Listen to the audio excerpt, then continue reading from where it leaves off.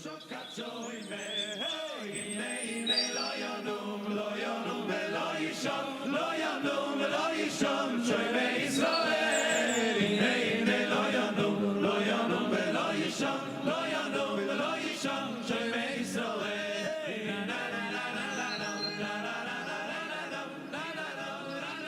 capítulo 2. O terceiro día houve un casamento en Caná de Galilea, e estaba ali a nai de Xesús. Tamén foi convidado Xesús e máis os seus discípulos ao casamento. Chegou a faltar o viño e a nai de Xesús díxolle: «Non che teñen viño». Replicoulle Xesús: «Muller, que ten que ver iso comigo e contigo? Aínda non chegou a miña hora». Súa nai díxolles entón aos servidores: «Facede o que el vos diga». Había ali 6 tallas de pedra para as purificacións dos xudeus, que levaban o pé de 100 litros cada unha. E ordenoulle Xesús: «Enchede de auga as tallas». Eles enchéronas de todo. Díxolles entón: «Collede agora e levádelle a proba o mestresala». Eles levárona, e, cando o mestresala probou a auga volta a viño, sen saber de onde viña, os servidores sí que o sabían que eles colleran auga. Falou co noivo e díxolle: «Todo o mundo pon de primeiras o viño bo e, cando xa están bébedos, o máis cativo. Ti en troques deixáchelo viño bo para agora». Foi así como fixo Xesús o primeiro dos signos en Caná de Galilea. Manifestou a súa gloria e creron nel os seus discípulos.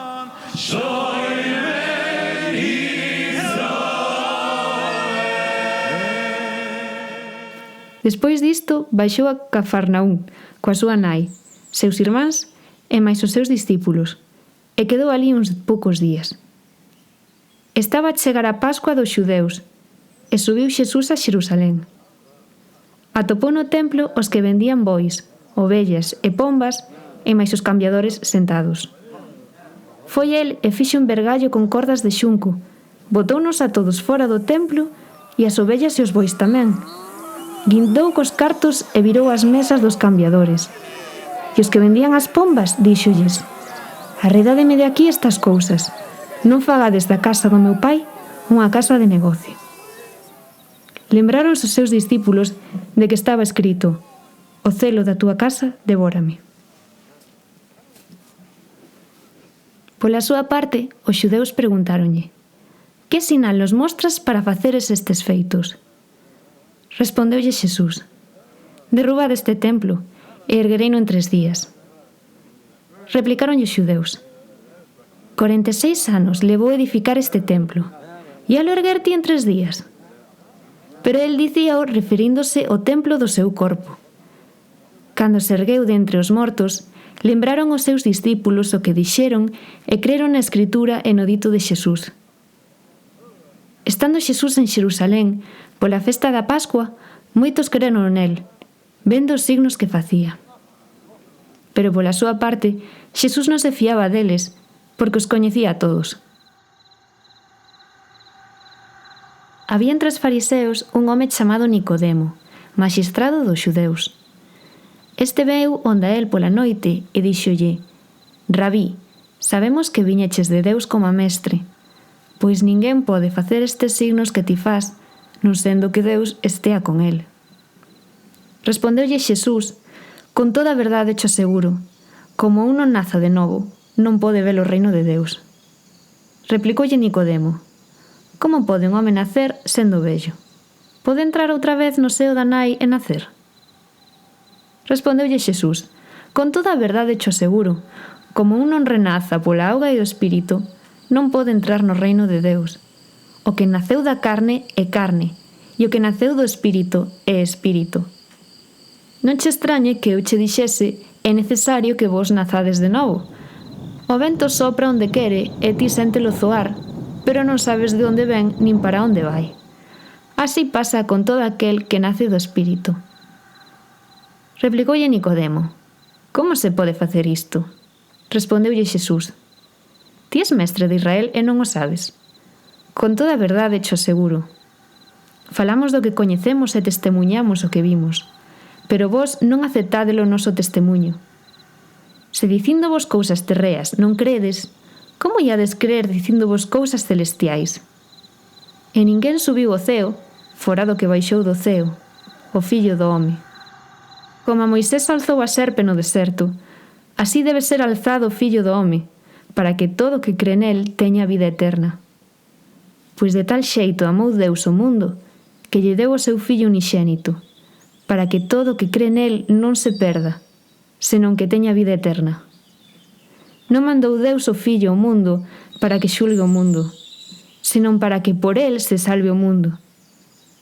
O que cre nel non é xulgado, mas o que non cre xa está xulgado, porque non creu no Fillo unixénito de Deus.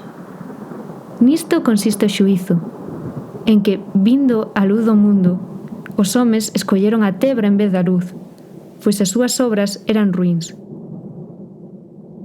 Pois todo o que fai o mal odia a luz e non ven cara a luz, para que non o delaten as súas obras. Polo contrario, o que obra a verdade ven cara a luz, para que se vexan as súas obras porque están feitas como Deus quere. Despois disto, foi Xesús cos seus discípulos á terra de Xudea, e ali vivía con eles e bautizaba. Estaba tamén Xoán bautizando en Ainón, perto de Salén, porque había ali moita auga e viñan moitos a se bautizar. Pois aínda non meteran a Xoán na cadea. Houbo entón unha porfía dos discípulos de Xoán cun xudeus a propósito da purificación. Foron onde a Xoán e dixéronlle: Rabí, fíxate, aquel que estaba contigo para lá do Xordán, de quen ti deches testemuño, está bautizando e todos van onde a él. Xoán contestou: Ninguén pode recibir nada se non lle ven dado do ceo. Vos mesmos sodes testemuñas de que eu dixen: Eu non son o Cristo, senón que me mandaron diante del. A esposa tena o esposo. Con todo, o amigo do esposo, que está presente e o escoita, alégrase de todo o corazón coa súa voz. Así é a miña alegría, que agora chega ao seu máximo. El debe medrar e eu minguar. Quen ven de arriba está por riba de todos. Quen é da terra, a terra pertence e da terra fala. O que ven do ceo está por riba de todos. Do que viu e oíu, disto dá testemuño, pero ninguén acepta o seu testemuño. Quen acepta o seu testemuño confirma que Deus é verdadeiro, porque aquel a quen Deus mandou fala as palabras de Deus, que non dá o Espírito cunha medida limitada. O Pai ama o Fillo, e púxolle todas as cousas nas súas mans. Quen cre no Fillo ten vida eterna, pero quen non obedece ao Fillo non verá a vida, que a ira de Deus pesa enriba del.